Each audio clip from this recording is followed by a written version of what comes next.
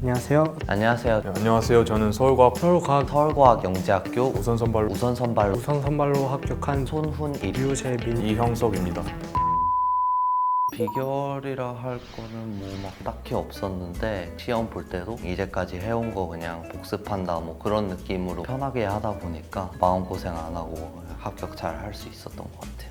학원에서 모의고사 같은 걸 치는데 대부분 들쭉날쭉하게 성적이 나오거든요. 그럴 때 그런 거에 대해서 멘탈이 흔들린다거나 나는 왜 안 되는 건가 그렇게 좌절하지 않고 자신이 할 바를 꾸준히 하면 충분히 되는 것이라 생각을 합니다. CMS에서 그걸 틀어주더라고요. 학교에서는 친구들이랑 즐겁게 지내라고 했는데 저도 그렇게 해봤더니 학교에서 스트레스도 해소하면서 멘탈 관리랑 체력 관리 그런 부분에서 많이 도움을 받았다고 생각해요. 먼저 수학 같은 경우는 문제 유형도 다르고 난이도도 아예 달라요. 처음에는 못 푸는 게 그렇게 이상한 현상이 아니기 때문에 처음에는 풀어본 문제에 대해서 복습을 잘하는 게 중요하고 파이널이나 시험이 얼마 안 남았을 때 그때는 예습 위주로 하면서 내 풀이랑 선생님 풀이랑 어떻게 다른지 그걸 비교해 가면서 확인해 갈 때 실력이 가장 많이 는다고 생각을 하고요. 물리랑 화학 같은 경우는 일단 복습을 잘해서 개념을 머릿속에 잘 익혀두는 게 가장 중요하다고 생각을 합니다. 또 생명과학하고 지구과학은 일단 이해도 중요하지만 암기를 기반으로 하고 있는 과목이기 때문에 잘 외워지지 않는다 싶으면 필기를 하면서 외운다거나 노트 정리를 한다거나 그런 식으로 하면 충분히 공부가 잘 된다고 생각합니다. 영재학교에 들어가기 위해서 과학은 과학 관련된 책을 많이 읽어서 시야를 넓히는 방식으로 공부를 했고 수학은 올림피아드 문제가 좀 생각을 많이 요구를 하잖아요. 그래서 올림피아드 문제랑 또 창의 문제 그런 걸 많이 풀어보면서 그렇게 했더니 결과 이렇게 잘 나오게 됐어요. 저 같은 경우에는 혼자서 해야 되는 거를 막 찾아가지고 무리하면서 하기보다 학원에서 알려주는 내용들, 숙제 그런 것들만 충실히 하면서 그런 식으로 하는 게 오히려 더 효율이 높지 않나 그렇게 생각하고 있어요. 밤에 새벽까지 이제 자습을 하고 집에 가면 또 아침에 학교를 가야 되잖아요. 그래서 아침에 일어나는 게 제일 힘들었던 것 같아요.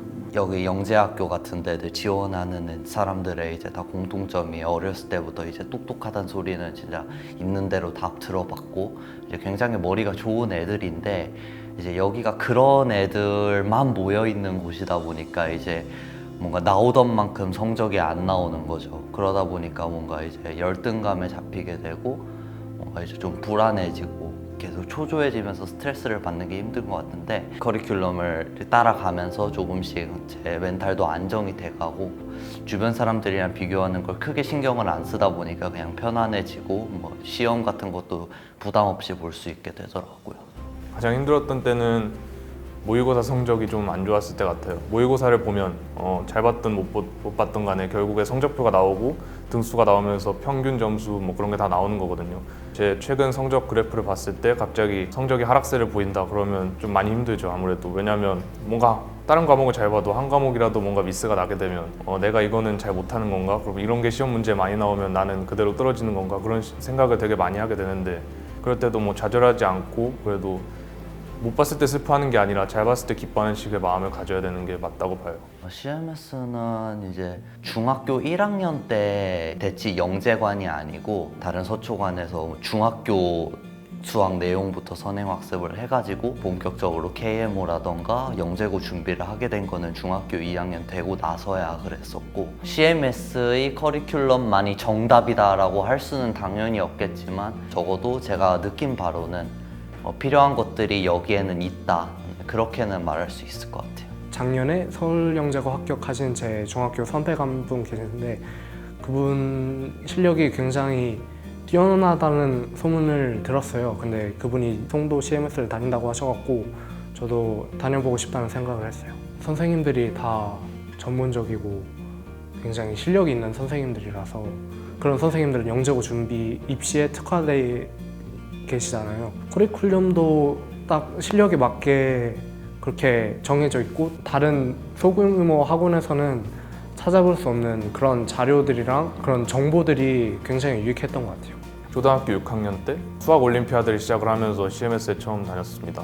일단 CMS가 타 학원들에 비해서 규모가 크고 선생님들도 많으시니까 뭔가 관리가 잘 될 거라는 생각을 해서 다른 평가들도 좋았고요. 그래서 선택을 하게 됐습니다. 커리큘럼이 무엇보다도 정말 체계적으로 쌓여 있어서 믿어도 되는 느낌? 그런 게 많이 들었어요. 특히나 과학 같은 경우에서 창의적인 문제가 약간 열린 문제, 실생활에 적용하는 그런 문제가 영재고 시험에 많이 나오거든요. 그런 문제를 학원에서 많이 다뤄주고 또 하나하나 챙겨주시니까 그런 게 참 도움이 많이 됐던 것 같아요.